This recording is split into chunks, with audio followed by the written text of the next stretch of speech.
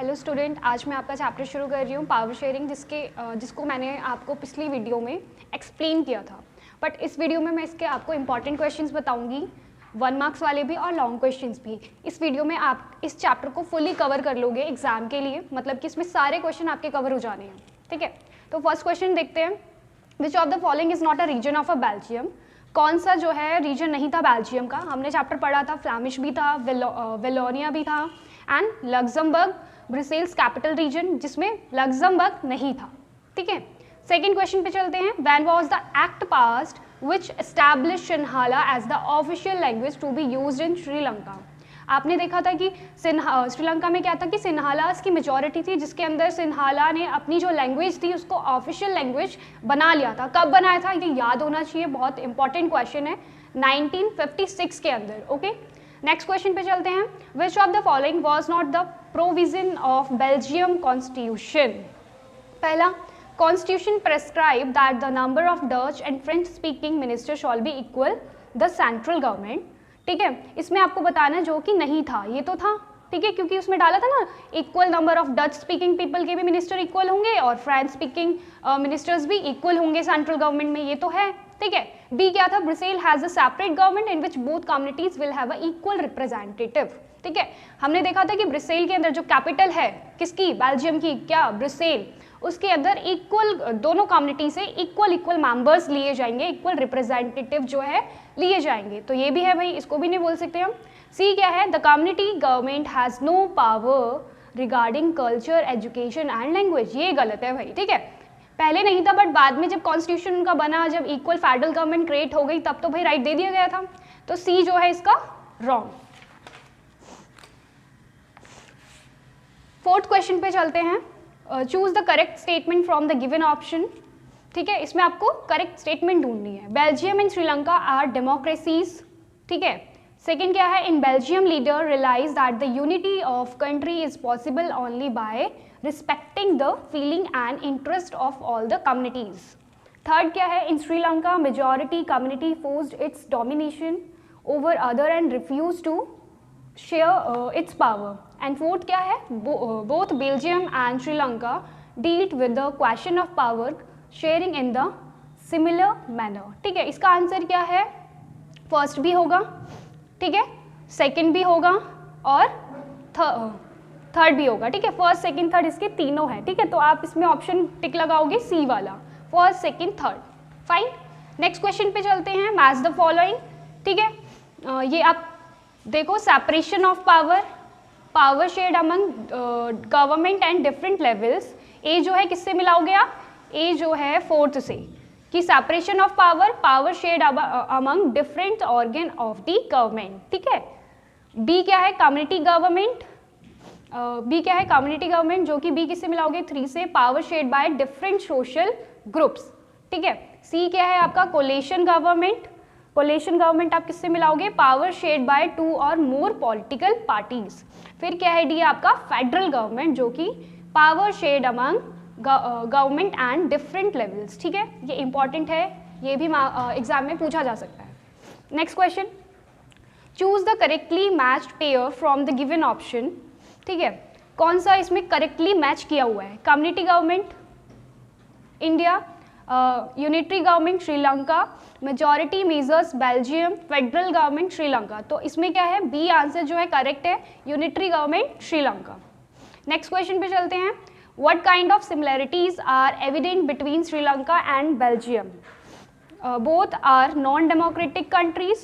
B क्या है? Both are democratic countries. And C क्या है? Both favored majorities. और D क्या है? Both countries try to reduce the possibility of conflicts between social groups. तो इसका आंसर क्या है? B. Both are democratic countries. Next question पे चलते हैं। Which of the following option is correct about a legitimate government? Citizens participate to acquire state and system.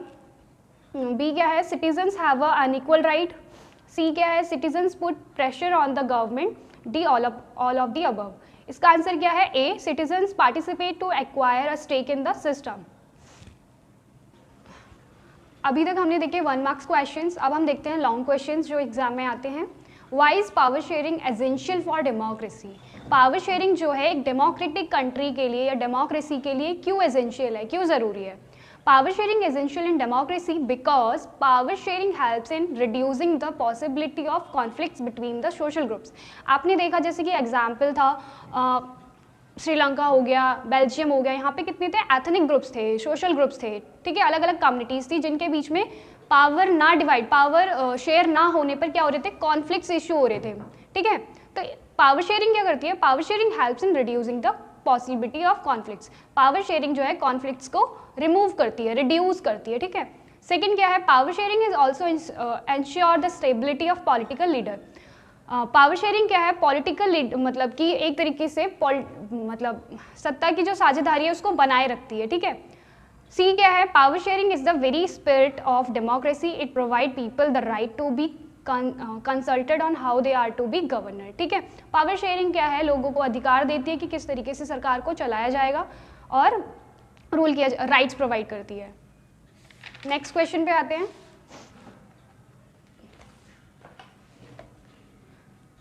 Next question क्या है आपका? Describe the ethnic composition of Belgium.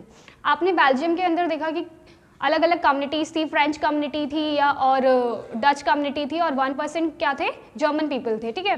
तो किस तरीके से उनको डिस्ट्रीब्यूट कर रखा था और क्या उनकी डिमांडें थी? The ethnic composition of Belgium is very complex because in that country Dutch speaking people are in majority. अगर आप पूरी होल कंट्री को देखो, होल कंट्री के अंदर मेजॉरिटी किसकी थी? डच पीपल्स की, जो कि कितने थे? 59%, ठीक है। अगर आप फ्रेंच पीपल्स को देखो तो फ्रेंच पीपल की जो मेजॉरिटी थी वो कितनी थी? 40%, ठीक है। और जर्मन स्पीकिंग पीपल कितने थे? 1%। तो पूरी होल कंट्री पे जो मेजॉरिटी थी वो किसकी थी?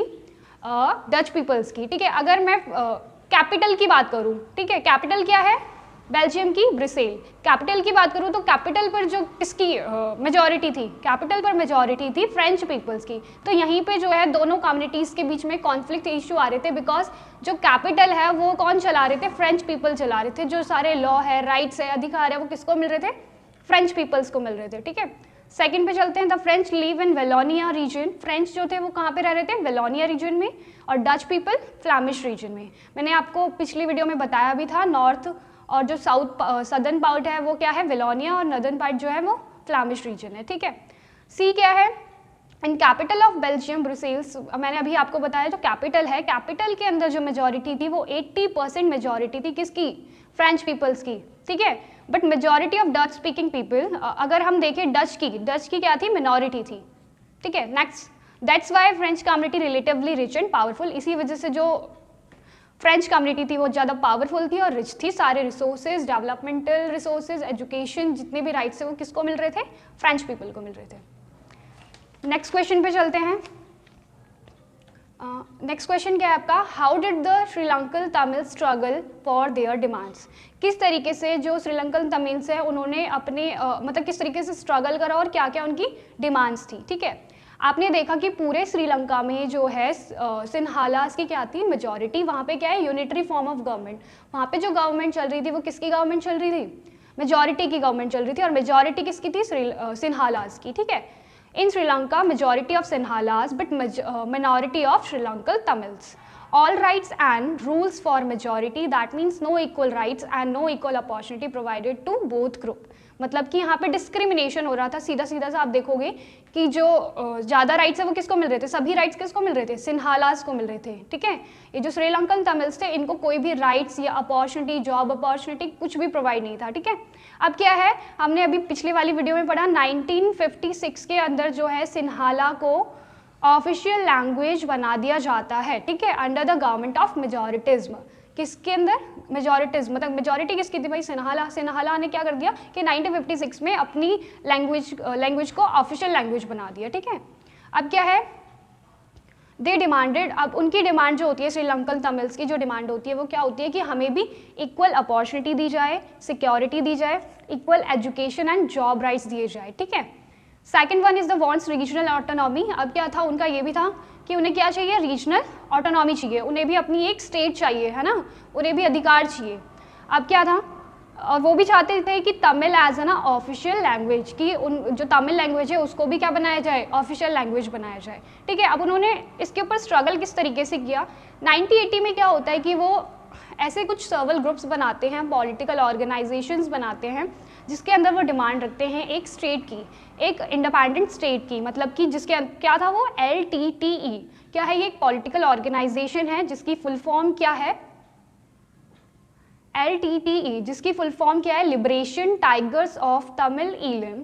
दिस वाज पॉलिटिकल ऑर्गेनाइजेशन, जो कि इनकी पॉलिटिकल ऑर्गेनाइजेशन थी जिसके अंदर सारे तमिल, श्रीलंकन तमिल्स इन्वॉल्व थे। ठीक है, और इनकी डिमांड थी कि इनको एक पर्टिकुलर स्टेट, मतलब जो नॉर्दर्न और ईस्टर्न पार्ट है श्रीलंका का, वो इनको रिजर्व कर दिया जाए, इनको एक इंडिपेंडेंट स्टेट बना दिया जाए। ठीक है,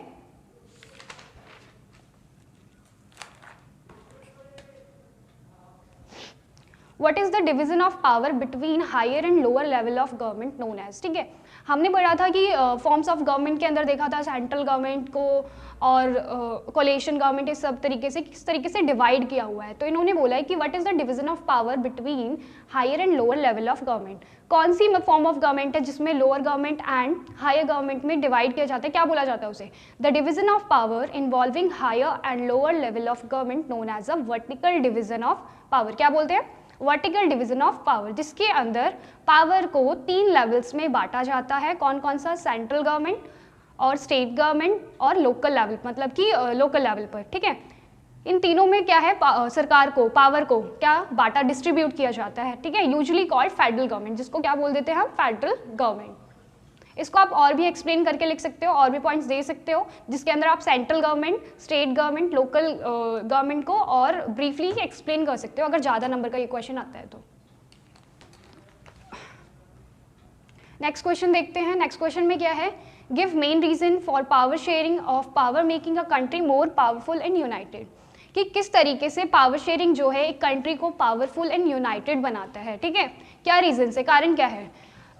एक कंट्री को पावरफुल बनाने के लिए भाई कॉन्फ्लिक्ट्स नहीं होने चाहिए कंट्री के अंदर। तो हमें पता है कि पावर शेयरिंग क्या करता है, पावर शेयरिंग करता है कॉन्फ्लिक्ट्स को रिड्यूस।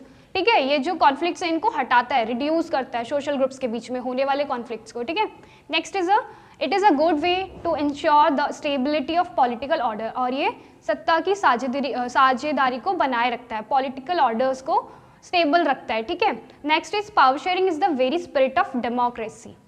ओके, नेक्स्ट क्वेश्चन आपका है, give a reason for most democratic country following the system of horizontal sharing of power. हमने पढ़ा था वर्टिकल डिवीजन, हॉरिजॉन्टल डिवीजन। तो हॉरिजॉन्टल डिवीजन के क्या रीज़न है कि ये मोस्टली कंट्री जो है इसी सिस्टम को फॉलो करती है ना। Horizontal sharing in which power, पहले तो आप सबसे पहले क्या करोगे कि हॉरिजॉन्टल है क्या, इसको एक्सप्लेन करोगे। ठीक है, कि हॉरिजॉन्टल शेयरिंग में क्या होता है, इसके अंदर पावर को डिवाइड किया जाता है 3 ऑर्गन्स में। ठीक है, कौन कौन से हैं, एग्जीक्यूटिव, लेजिस्लेटिव, जुडिशरी, तीनों ऑर्गन्स में पावर को डिवाइड किया जाता है। एंड देन क्या, each organ of an a government keeps a check on the other organs and closely observe their activities. तीनों ऑर्गन्स का काम क्या होता है, ये नहीं कि अपना ही फंक्शन परफॉर्म करते हैं, तीनों एक दूसरे पर क्या करते हैं, क्लोजली ऑब्जर्व करते हैं, एक दूसरे की एक्टिविटीज़ को ऑब्जर्व करते हैं। ठीक है, even report and produce at a specific intervals, और रिपोर्ट्स भी बनाते हैं और स्पेसिफिक इंटरवल्स में प्रोड्यूस भी करते हैं। ठीक है, horizontal distribution of power ensure the concept of expansion in the country. यहाँ पे आपके सारे इंपॉर्टेंट क्वेश्चंस खत्म होते हैं इस चैप्टर के। इसके बाद आपका कुछ भी एक भी पॉइंट ऐसा नहीं होगा जो बचेगा। इसके अंदर, इस वीडियो के अंदर सारे क्वेश्चंस आपके कवर हो चुके हैं।